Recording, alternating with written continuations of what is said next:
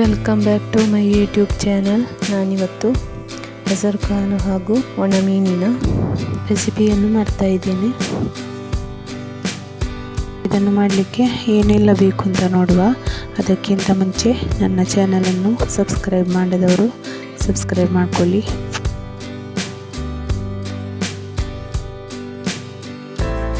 ಈ ರೆಸಿಪಿಯನ್ನು ಮಾಡಲಿಕ್ಕೆ ನಾನಿಲ್ಲಿ 1 ಕಪ್ ಆಗುವಷ್ಟು ಹೆಸರು ಬೇಳೆಯನ್ನು ತಗೊಂಡಿದ್ದೇನೆ.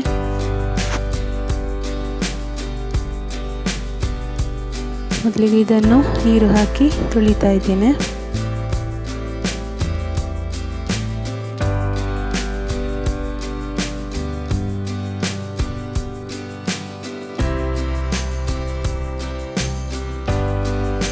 ಈಗ ಇದನ್ನು ಒಂದು ಮಣ್ಣಿನ ಪಾತ್ರೆಯಲ್ಲಿ ಬೇಯಲಿಕ್ಕೆ ಇಡ್ತಾ ಇದ್ದೇನೆ. ಇದರೊಟ್ಟಿಗೆ ಒಂದು ಈರುಳ್ಳಿಯನ್ನು ಕೂಡ ಹಾಕ್ತಾ ಇದ್ದೇನೆ.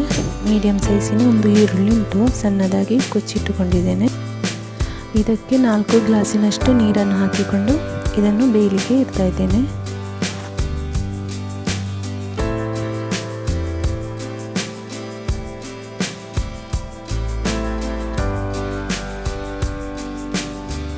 ಹೆಸರು ಕಾಳು ಬೇಯಲಿಕ್ಕೆ ಒಂದು 20 ನಿಮಿಷ ಬೇಕಾಗ್ತದೆ. ಅದು ಬೇಯುವ ಹೊತ್ತಿಗೆ ಇಲ್ಲಿ ಮಸಾಲೆಗೆ ರೆಡಿ ಮಾಡ್ತಾ ಇದ್ದೇನೆ. ಹುರಿದಿಟ್ಟುಕೊಂಡಂತಹ ಬ್ಯಾಡಗೆ ಮೆಣಸು ಹಾಗೂ ಊರಿನ ಮೆಣಸು 2 ಒಟ್ಟಾಗಿ 12 ತಗೊಂಡಿದ್ದೇನೆ. ಹಾಗೆಯೇ ಹುರಿದಂತಹ 1 ಸ್ಪೂನ್ ಕೊತ್ತಂಬರಿ, ಹಾಗೆಯೇ ಸಾಸಿವೆ, ಜೀರಿಗೆ ಹಾಗೂ ಅರಶಿನವನ್ನು ಅರ್ಧ ಸ್ಪೂನ್ ತಗೊಂಡಿದ್ದೇನೆ. 1/4 ಸ್ಪೂನ್ ಮೆಂತೆ, ಸ್ವಲ್ಪ ಕಾಳು ಹಾಗೂ 4 ಬೆಳ್ಳುಳ್ಳಿ ಹೆಸರು, ಸ್ವಲ್ಪ ಹುಳಿಯನ್ನು ತಗೊಂಡಿದ್ದೇನೆ. ಹೆಸರು ಕಾಳು ತಗೊಂಡ ಅದೇ ಕಪ್ಪಲ್ಲಿ 3/4 ಕಪ್ ಆಗುವಷ್ಟು ತೆಂಗಿನ ತುರಿಯನ್ನು ತಗೊಂಡಿದ್ದೇನೆ. ತೆಂಗಿನ ತುರಿ ಕಡಿಮೆ ಸೇರಿಸ್ತಾ ಇದ್ದೇನೆ. ಮೆಣಸನ್ನು ಜಾಸ್ತಿ ತಗೊಂಡಿದ್ದೇನೆ. ಮೀನು ಹಾಕುವಾಗ ಸ್ವಲ್ಪ ಖಾರ ಬೇಕಾಗ್ತದೆ. ಇದನ್ನು ನೈಸಾಗಿ ಗ್ರೈಂಡ್ ಮಾಡ್ತಾ ಇದ್ದೇನೆ. 7-8 ಒಣ ಮೀನು ತಗೊಂಡಿದ್ದೇನೆ. ಇದನ್ನು ಕ್ಲೀನ್ ಮಾಡಿ ಇಟ್ಟುಕೊಂಡದ್ದು. ಈಗ ಹೆಸರು ಕಾಳು ಇಲ್ಲಿ ಬೆಂದಿದೆ. ಇದಕ್ಕೆ ರುಚಿಗೆ ಬೇಕಾದಷ್ಟು ಉಪ್ಪನ್ನು ಹಾಕ್ತಾ ಇದ್ದೇನೆ. ಮಸಾಲೆಗೂ ಸೇರಿಸಿ ಉಪ್ಪು ಹಾಕ್ತಾ ಇರೋದು.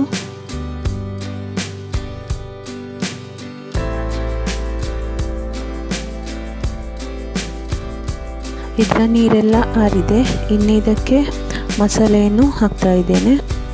ಮಿಕ್ಸಿ ತೊಳೆದು ಸ್ವಲ್ಪ ನೀರನ್ನು ಕೂಡ ಹಾಕ್ತಾ ಇದ್ದೇನೆ. ಇಲ್ಲಿ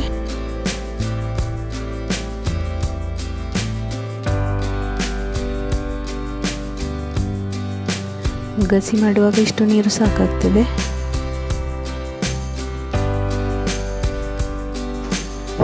ಇದೆಲ್ಲವನ್ನು ಚೆನ್ನಾಗಿ ಮಿಕ್ಸ್ ಮಾಡಿಕೊಂಡು ಒಂದು 10 ನಿಮಿಷ ಚೆನ್ನಾಗಿ ಕುದಿಲಿಕ್ಕೆ ಮುಚ್ಚಳ ಮುಚ್ಚಿಡಬೇಕು.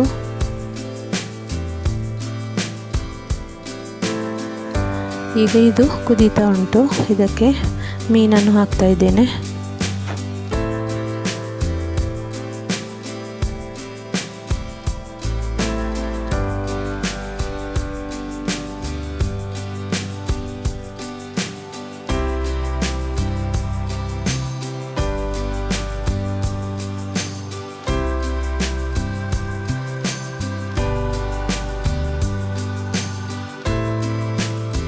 ಮೀನು ಹಾಕಿದ ನಂತರ ಒಂದು 5 ನಿಮಿಷ ಕುದಿಸಿಕೊಳ್ಬೇಕು.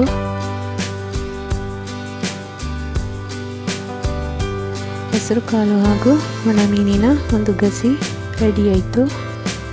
ಇದನ್ನು ಅನ್ನದೊಂದಿಗೆ, ಚಪಾತಿ, ದೋಸೆ ಯಾವುದರೊಟ್ಟಿಗೆ ಬೇಕಾದರೂ ತಿನ್ನಲಿಕ್ಕೆ ಚೆನ್ನಾಗಿರ್ತದೆ.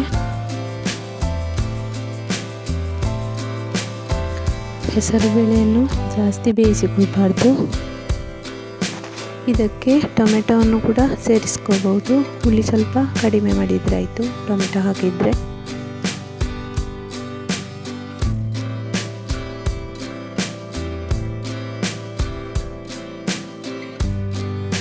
ಇನ್ನೊಂದು ರೆಸಿಪಿಯೊಂದಿಗೆ ಮತ್ತೊಂದು ವಿಡಿಯೋದಲ್ಲಿ ಸಿಗ್ತೇನೆ. Thank you for watching.